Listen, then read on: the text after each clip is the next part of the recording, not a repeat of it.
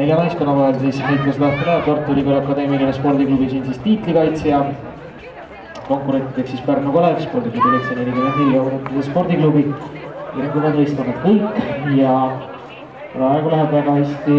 Tundub, et kas ka Leksi klubi ei ole mitte seda jooksu juhtimas ja Leksi klubil on ka tänapäeval samas koosseisus 3x800 meetri jooksust Eesti meistritiitel ette näidata.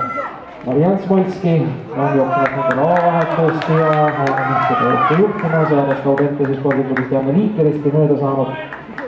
Ning rääkimata Tartu Ülikooli Kristin Brandelist ja Elisabeth Lutust.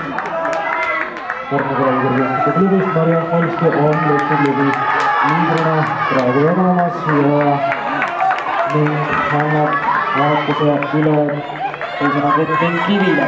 Kettin Kivi jookseb Leksi klubi teist vahetust. Teisena ja kolmandana vahetavad Pärnu Kalevi kõrgejõustikuklubi ja Audentes. Pärnul jookseb teist vahetust Reili Kaljund ja Audentesel Karit Kaljusto.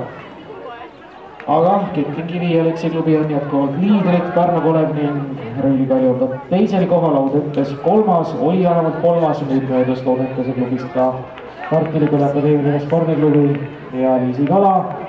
Kettin Kivi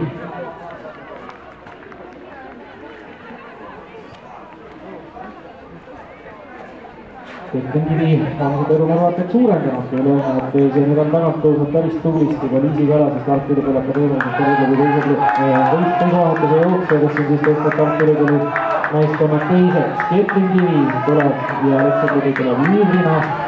Teatavasti saab Johanna Halla, koosseisus Smolski, Halla ja Kivi saadi linna 3x800 meetri jooksus Eesti meistritiitel. Leksi klubi liider teisena, kolmandana vahetamas Tartu Ülikooli Liisi Kala ja on vahetamas ka Reili Kaljund. Pärnu Kalevi kõrgejõustikuklubis teise kolmandana minemas ning Kertu Roose läks jooksma siis Tartu Ülikooli poolt. Audentese poolt Veera Muuritsena.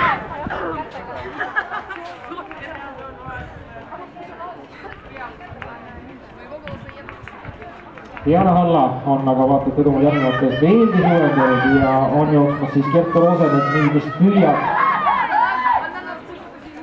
Loretta Jürisoo vastu ja teise kolmandana siis praegu tullakse ja Audentese klubi ning Veera Muritseva on küll jäänud, aga Leksi klubi on jätkuvalt ja kindlalt liider Diana Halla hoidnud sel positsioonil jõudnud Leksi klubi kenasti ja viimast vahetust läheb siis Leksi klubile jooksma Gerda Timmusk.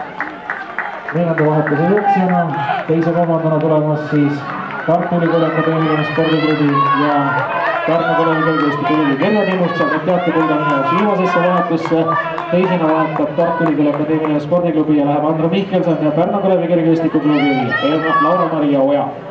Laura-Mari Oja versus Andro Mihkelson lähevad nüüd püüda Gerda Timmuskit ja kas nüüd on kaasvõistlejate edu nii suur korralik ette joostud, et Gerda Timmusk selle viimase vahetuse vastu peaks. Laura-Mari Oja on läinud omakorda Andro Mihkelsonist mööda ja on Pärnu Kalevi kõrgejõustikuklubi tõstnud teiseks. Gerda Timmusk jooksmas viimast vahetust siis Leksi pool ja oi, kuidas see vahe väheneb nüüd, aga kas on nüüd klubi kaaslaste poolt joostud vahe piisavalt suur või mitte.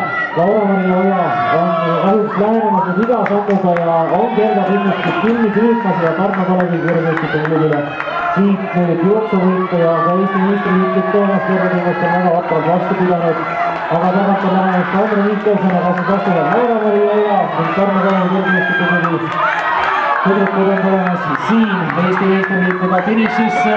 Teise kolmandana tulemas Andro Mihkelson ja Tartu Ülikooli Akadeemiline spordiklubi ning kolmandana Gerda Timmusk ja Leksi 44.